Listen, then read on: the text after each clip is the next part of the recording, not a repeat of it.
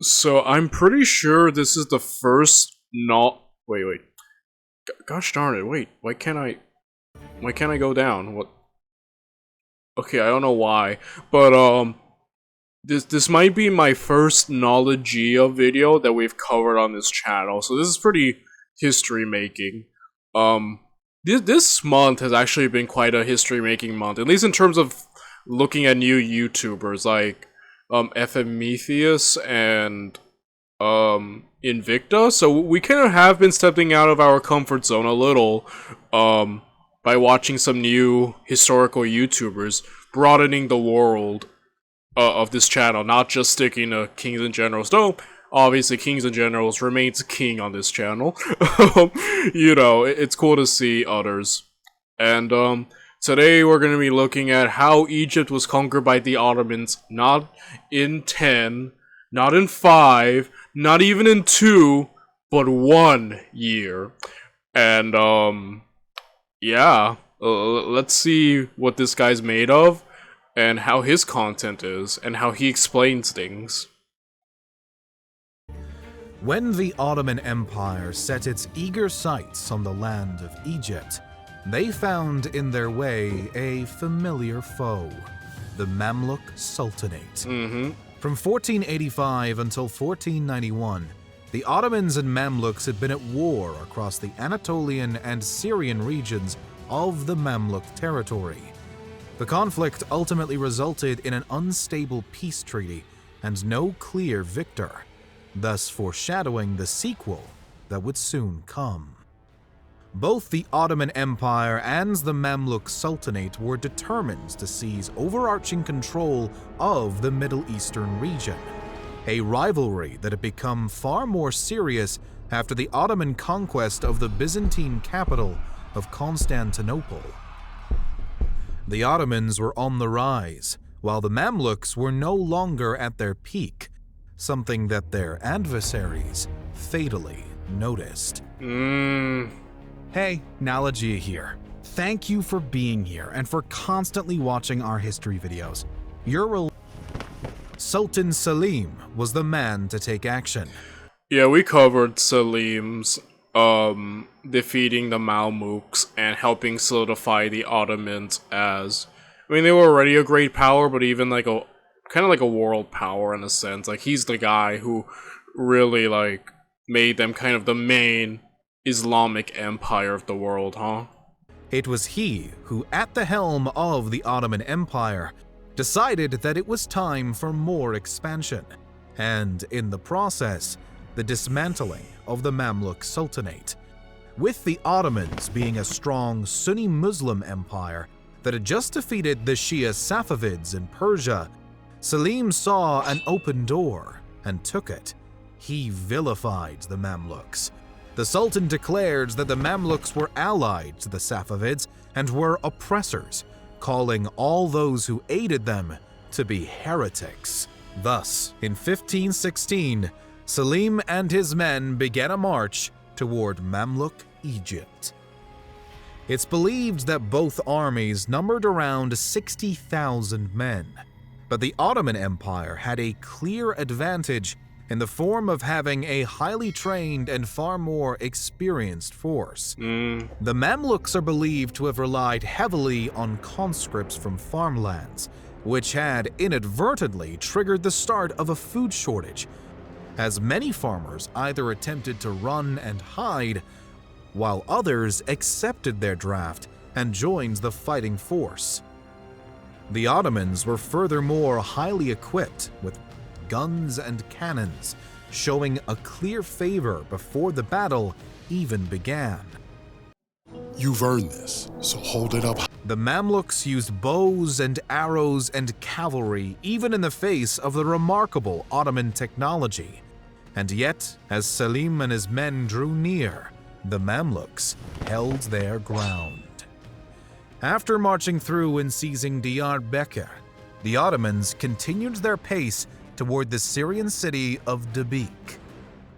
Sultan al-Ashraf Khan Shah al-Ghuriyu of the Mamluks had gotten word of the Ottoman advance and was already prepping his defense forces when he received an Ottoman embassy attempting to negotiate with the Mamluk Sultan in the way of friends. Sultan Selim was assuring his counterparts that the Beylik of Dulkadir, a buffer state between the Ottoman and Mamluk lands, will be placed back in the hands of an Egyptian vassal. This was in favor of the Mamluks, but Sultan al-Ashraf had little trust in the rival empire. Thus, as the spring mornings bled into summer nights, the Mamluks were now on the move, and so were the Ottomans, with all sights aimed at one crossroads. The Mamluks made their journey from Cairo with great pizzazz. Musicians, singers, and all-out celebration followed the Sultan's army, made up predominantly of peasant conscripts only supplemented by the official Mamluk army. As this rowdy train made its advance, more Ottoman envoys caught up with the Mamluks, this time presenting costly gifts and an offer of peace, requesting only some Egyptian foodstuffs in exchange. The Mamluks, though still on their march, sent gifts in return to the Ottoman Sultan, but it would be too late for peace now. The Mamluks reached Marj-Dabik first, giving them a chance to prepare for the upcoming battle. One thing that they, particularly Sultan al-Ashraf, failed to prepare for was the ruinous betrayal lying in waiting around the corner. Yeah. As the Mamluks had passed... Yeah, so a lot of this we saw from the History March video depicting the battle between these two. So, pardon me for my silence, this is kind of just recap. Yeah. Through Damascus and Aleppo, the governor of the former had attempted to warn the Sultan that Khair Bey, the governor of Aleppo, had formed a clandestine alliance with the Ottomans, but Sultan al-Ashraf ignored such a suggestion, seeing it as unreliable and no more than an uninformed rumor. But it wasn't. Khair Bey had formed an alliance with Sultan Selim. Nevertheless, as the Ottomans neared, the Mamluks set up for war, and Khair Bey is believed to have positioned himself on the left while the Sultan and his men took the center, with the governor of Damascus and his army on the right side. Yeah, it's insane to be facing guns and cannons without them. When you don't have them, that's like suicide. Especially later on in my eyes, where cannons are essentially essential artillery and all that.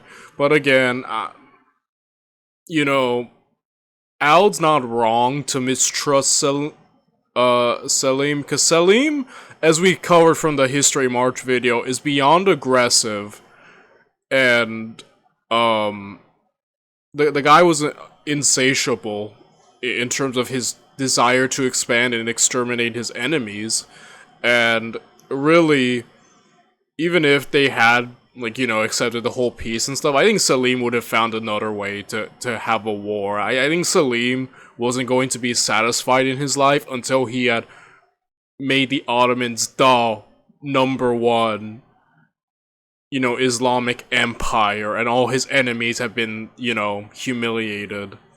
If he had a say, I think he would have kept going. So Al's not wrong to mistrust him in a sense, but again, to face him with bows and arrows while he has guns, insane. You know, the technological thing is insane. Also, I think from the History March video, all of his, like, infantry here, or, you know, reserves, he essentially forced conscripts, right? And these people didn't even want to fight, so when things got hard, they just fled. So, yeah. And then, the battle began. The Mamluks promptly took the upper hand as they hurtled into battle and began an early slaughter of Turkish fighters, catching Sultan Selim off guard and allowing Sabai, the Damascus governor, to capture both men and artillery equipment. Selim was flustered, even considering the idea of ending the battle just as it had begun, although this he decided against. Two important things happened next that entirely turned the tide of the clash and lit a fire under the Ottomans. pushing them with great passion to resist their attackers. Possibly the most important of these fateful events was the final betrayal of Khair Bey, who simply took his men and withdrew from the battlefield entirely. The confusion caused by such a sudden breach of faith only inflated that brought on by the unexpected deaths of both Sabai and Mamluk Marshal Sadun Ajami in action. The Mamluks, at the outbreak so strong and unified, were now disoriented and collapsing under the heavy Ottoman pressure. What came next can best be understood in the words of historian Ibn Ilyas. The Sultan stood under his standard and called to his soldiers, "Ahas, this is the moment to take heart. Fight and I will reward you." But no one listened, and the men fled from the battle. He found neither support nor defenders. At the worst moment, and with the situation growing worse, the Emir Timur Zartkash feared for the safety of the battle standard, lowered and stowed it, then came to find the Sultan. He said to him, "Lord Sultan, the Ottoman army has defeated us. Save yourself and flee to Aleppo." When the Sultan realized this, he was gripped by a sort of paralysis that affected the side of his body, and his jaw dropped open. He asked for water, which was brought to him in a golden goblet. He drank some, turned his horse to flee, advanced 2 paces, and fell from his saddle. After that, little by little, he surrendered his soul. The Mamluk Sultan, Al-Ashraf Kansun al-Ghuryu, was dead, and the battle was done. How the Sultan had died exactly is to this day unknown, but he never made it out of Dabiq alive. In his absence, and with the bloodshed over, the locals celebrated their new authority as Sultan Selim made his victorious way next to Aleppo. As Selim thus continued toward Egypt with his triumphant army and newfound friends, it seems that no one cared much to stand at his way. Damascus fell with little hesitation only a few months after the start of the whole campaign. An actual clash would break out at Gaza, but the Ottomans again couldn't be stopped.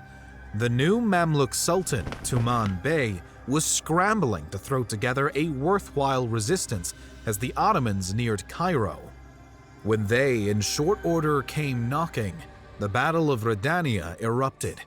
What a feeling! The dueling sultans now went face to face on the battlefield. It would only be a matter of days before the Ottomans once more vanquished the crumbling Mamluks. The invaders would follow Sultan Tuman Bey to Giza, where he would be captured and hung on display at the gates of Cairo. The capture of Cairo and the conquest of the Mamluks marked a new era of expansion for the Ottoman Empire. As the years now went on, the mighty imperial power would secure its position on the Red Sea and welcome in more vassal states to the empire, such as the key and holy Islamic cities of Mecca and Medina. The Mamluks by now were a shell of what they had once been. While they still existed as a tamed form of what the Sultanate was in days past, they were now under Ottoman authority, as were their lands.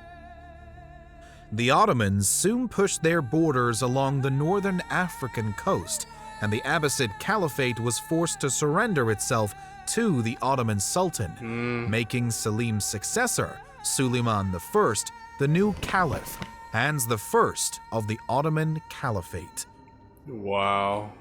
The conquest of Egypt had thus proved to be an indispensable triumph for the Ottoman Empire.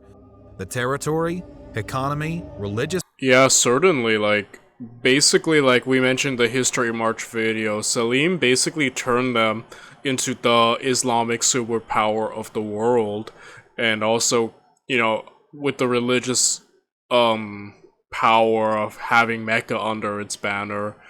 Essentially, yeah, the Ottomans became the power, right? And all under Selim. That's really insane, honestly. Like, you know what I mean? But, yeah, the Ottomans are wild. Authority, and essentially all aspects of the Ottoman Empire have been dealt positive growth as a result, as the Ottomans now controls the Red, Black, Caspian, and Mediterranean seas. The first empire since the illustrious Roman Empire had done just that. Additionally, the defeat of the Mamluks rid the Ottomans of one of their most bothersome rivals, and opened the door for a new era of Ottoman dominance. It wouldn't be until the late 1700s, at the end of the 18th century, that the Ottoman Empire would lose their great Egyptian prize, now to the French at the hands of Napoleon I. It took no more than a year for the Ottomans to conquer Egypt, which they would not lose for over 200 years. Again, insane. It's the speed of that. Like, all of that happened so quickly, which is the most impressive aspect of it, right? That one battle, basically everyone else afterwards was like, sure, you're in charge now, you know? But to be fair, who's gonna stop them, right? Like, that's the whole point. Yeah, overall, just, like, it is impressive, just the speed in which that all happened, you know? That conquest, and even all this, just wow. A victory, certainly, worth fighting for. So that was a cool thing. I said we did cover a lot of this content with History March, but either way, I like the way, you know, Knowledgia managed to frame it. Also loved his graphics. So I said, this is the first time we've seen this guy, and I'm looking forward to seeing more of him in the future. So, I'll end the video right here, and I'll see you guys tomorrow.